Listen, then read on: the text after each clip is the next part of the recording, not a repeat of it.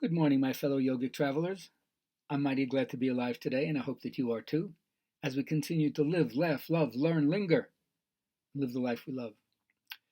Over 20 years ago, on my Mexico vacation retreat south of Cancun at Villa Shanti in Puerto Morelos, I was talking about the pilgrimage to the center. A lot of times people think of a pilgrimage as something that you do external to you, like you go to Lhasa or Machu Picchu or Mecca. But because yoga makes life workable and not forgettable, you're not retreating from the world. You're not withdrawing from the world. The journey to the center, it's not outside yourself.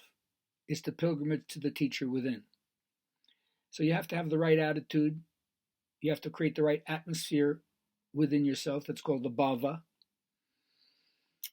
They say there's a lot of me-search in research. So what you're looking for is who is looking. You're trying to find the source of your own identity. So when you don't retreat from the world, what you find is a way to contribute your gifts. All the hero journeys end with reincorporation back into your society. So the ancient teachings in a certain way are all passé and defunct. We're like at the terminal moraine of what all those mythologies and the theologies which they represented can do for us. Their sacred canopy has collapsed. And so we don't live in the cosmos, the order of existence that they did. We don't have one story that coheres.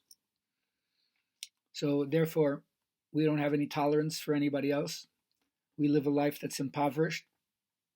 We feel depressed, low self-esteem. We can't take ourselves seriously. We think we don't have any clout to do anything, make any changes. Certainly not of significance.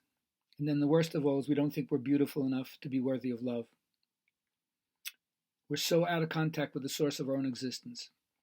But yoga says there's a path to understanding and experiencing the depth of the self. This is what we call going back to your homeland. Throughout time, people tell stories. And remember, we're not supposed to literalize the story. Literalizing the stories pushes beauty to the back burner. Myth is a metaphor. We have to learn to see the symbolism in it. If it opens you up, transparent to transcendence, it's working. If it keeps you stuck in form, it's just a sign pointing to what's here and not to what's beyond. So if we're going to include, incorporate, and go beyond, that's what transcendence means.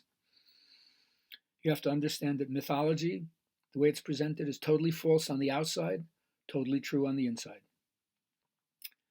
Since the physical and psychic inheritance for all human beings is the same, then you can pretty much think that the way that we look at things, with changes, of course, geographically speaking, historically speaking, culturally speaking, but the elemental ideas behind the local expression of it, that's where you find, you can say, oneness, unity, or non-dualism.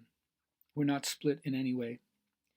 So first we have to learn, according to all the teachings, to be a better human being in terms of ethics. Treat each other more kindly. As the Dalai Lama says, my religion is kindness. So the Buddha represents to me a person, a master, who puts the reptilian brain on a leash, teaches you how to control those instinctive knee-jerk reflexes. And then you realize we don't have initiation like the indigenous people have. No one's going to come and take you out of your parents' house when you're 10 or 12 years old and put you through the tests and trials that you need to undergo in order to step into your society as a full functioning, mature adult. So in the modern world, it's in transition states that you find the initiations. When you're taken down a peg, when you have to descend into what you don't want to happen, you wish it wouldn't happen, but it does happen, well, where you stumble, that's where your treasure is.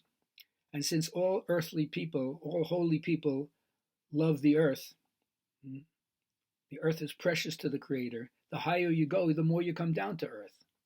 The roots are in heaven, and we grow into the world with our spiritual roots being our base.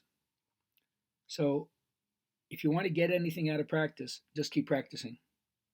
Success comes to one who practices, not to one who practices not. Besides, it keeps you off the street and prevents you from creating any sloppy karma. And then remember, you're held accountable for every joy which you're permitted to experience and you don't take advantage of. So invite people to the party. Hopefully they'll come out and play with you.